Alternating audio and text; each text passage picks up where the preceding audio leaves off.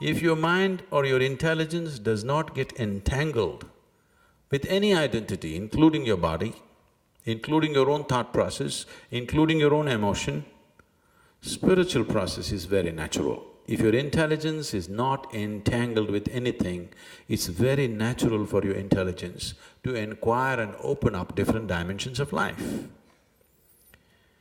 You identify yourself with something in search of security, in search of safety, in search of self-preservation. Otherwise, it's not doing anything else, please see. It gives you some false sense of belonging, which you will anyway shed someday. The moment you're identified with something that you're not, your intelligence is freaked. It will go in cycles around that. Whatever you're identified with, your intelligence functions only around that, please see. Yes? If you identify yourself with your religion, your nationality, your family, it works only around that. It's a certain type of prejudice, isn't it? A prejudiced mind cannot see. A prejudiced mind cannot reveal the reality of life, that's all it is. When I say prejudice, it's on many different levels. No, I'm very broad-minded, I am not prejudiced. Well, you have a broad prejudice. Your mind is functioning with a certain identity. Once there is an identity, it is prejudiced. On a certain day, a man died and he went to heaven. There, God himself opened the gates of heaven, welcomed him, and God said, "See, I have a few chores to finish and come. If you could just mind the gate for me for a few minutes, I'll just come back." He felt really great, substituting for God. That's nice. Substituting for God, filling in for God is not a small honor, isn't it? Keeping the gates, but it's okay. You're doing God's job. He was waiting for something to happen, and to his distress and amazement, his wife appeared at the gates. He said, what are you doing here? This is not a local bar or something. How did you follow me? She said, "Well, I was just driving back from the funeral. I crashed the car and here I am."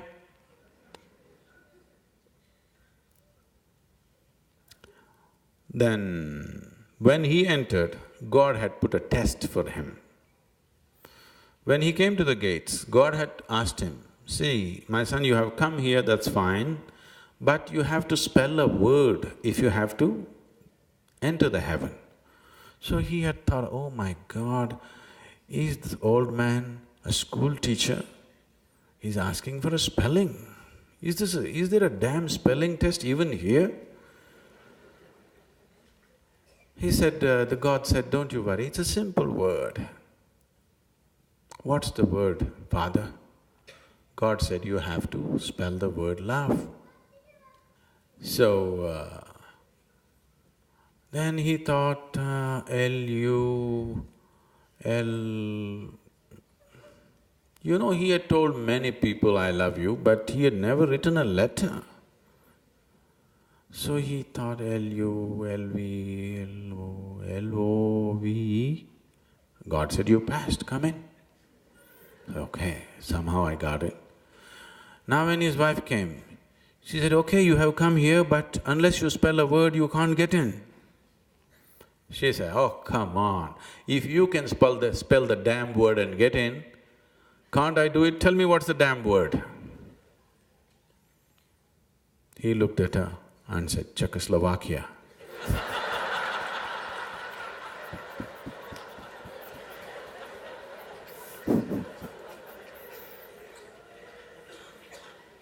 Mind is a very prejudiced thing. It all depends what you're identified with, Whatever you're identified with, your mind rotates around that. Right now, you're identified with many things that you're not, many. For example, if I say, I'm speaking, as I'm speaking, suddenly if I pick up this glass and say, this is my glass, you'll think, okay, Sadhguru has a problem. But it's all right, everybody says he's wise, let's listen. After some time I say, this is me. Then you say, let's go, enough.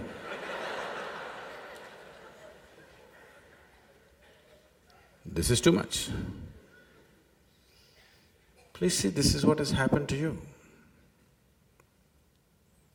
For example, there are many ways to look at this. For example, food appears on your plate. You say, this is my food. You eat it and then you say, this is me. Isn't it so? What you call as my body is just a heap of food or no? Yes, it's the food that you've eaten, isn't it? What you accumulate can be yours. I will not dispute it for now, but it can never be you, isn't it so? Yes? Whatever you accumulate, it can be yours, but it can never become you, isn't it? Did you accumulate your body over a period of time? Yes or no? Yes or no? Did you accumulate your mind over a period of time? Yes? But both these things right now you call as myself, isn't it? And it doesn't stop there. It just extends into many things. Your home, your car, your things, your money, your children, your husband, your wife, a million other things. Your religion, your ideas, your ideologies, everything. You're identified with too many things which you're not. Once you're like this, your intelligence is freaked. It's a wonky intelligence, it's lost its penetration. It simply repeats old nonsense. You heard of Tenali Ramakrishna? Oh.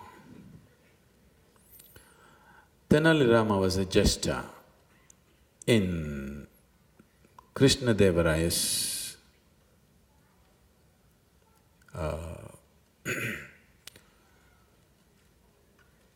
court. Similar things happened also with Akbar and Birbal, but we will stick to the South Indian story. It so happened, when Krishna Devaraya was young, because of some political reasons, his mother had to leave a few-month-old Krishna Devaraya with another woman for care and go somewhere. For more than 18 months, the child was separated from the mother, but he was under the care of another woman who also had a child who was a few months older than Krishna Devaraya. So this woman nursed Krishna Devaraya as her own child. She breastfed him. And he grew up, and later on his mother came back, took him, and then he became a great emperor. So this boy, who was that woman's son, Krishna Devaraya always treated him as a brother, as an elder brother, because we drank milk from the same mother, so we are brothers. That's how he considered this. So as an expression of his gratitude, he gave away a few villages to this boy and he said, okay, you make your own kingdom. This village bumpkin got these few things and within a few years he squandered everything and lost everything and again back to square one. Krishna Devaraya went on to become a great emperor. Then one day, this man, who was over 30 years of age at that time, thought, my younger brother has become a great emperor and I am with nothing. Let me go there and see if I could get something out of this. And he went. Krishna Devaraya welcomed him as you would welcome an elder brother. He gave him all the necessary honors, all the necessary hospitality and gave him a place in the court.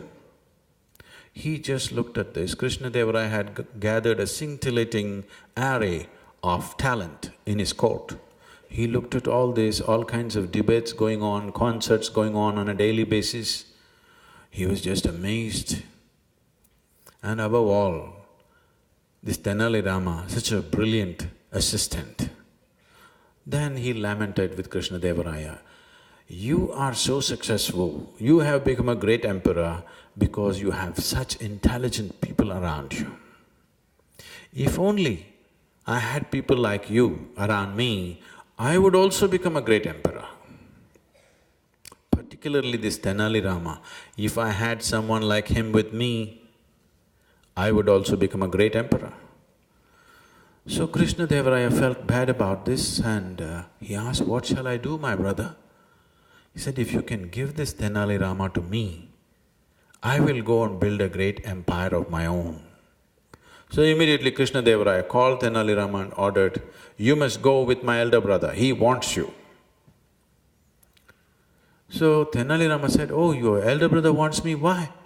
I can send my elder brother with him." That looked like a good idea for Krishna Devaraya because he is not eager to lose Tenali Rama, but at the same time his elder brother is asking, he doesn't know what to do. "Oh, you really have an elder brother? I did not know." "No, I have an elder brother, let us send my elder brother with your elder brother." So they went and asked this man, "So, Tenali Rama's elder brother is willing to come with you, is that okay?" So this fool thought, if Tenali Rama is so intelligent, his elder brother… He said, "Fine." Next day he is to leave and a huge send-off has been organized. So in the full assembly of the court, everybody has assembled and Tenali Rama came with a bull on the rope. He walked into the court. Krishna Devaraya saw this and asked, "What is this? Why have you brought this bull into the court?" "No, my lord, this is my elder brother." Said, "What nonsense, what is this you're trying to do?" "No, we drank milk from the same mother."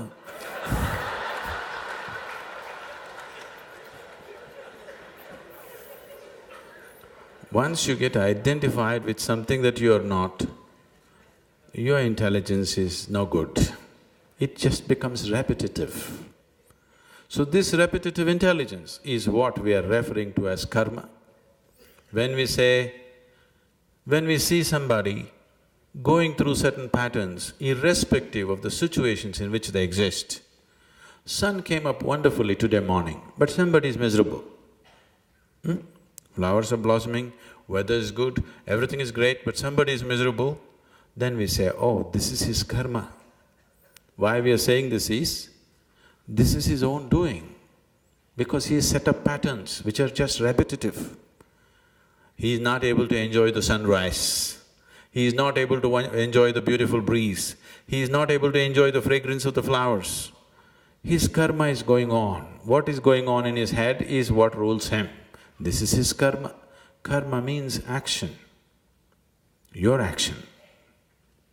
Or in other words, your experience of life is 100% you're doing, nobody else is doing.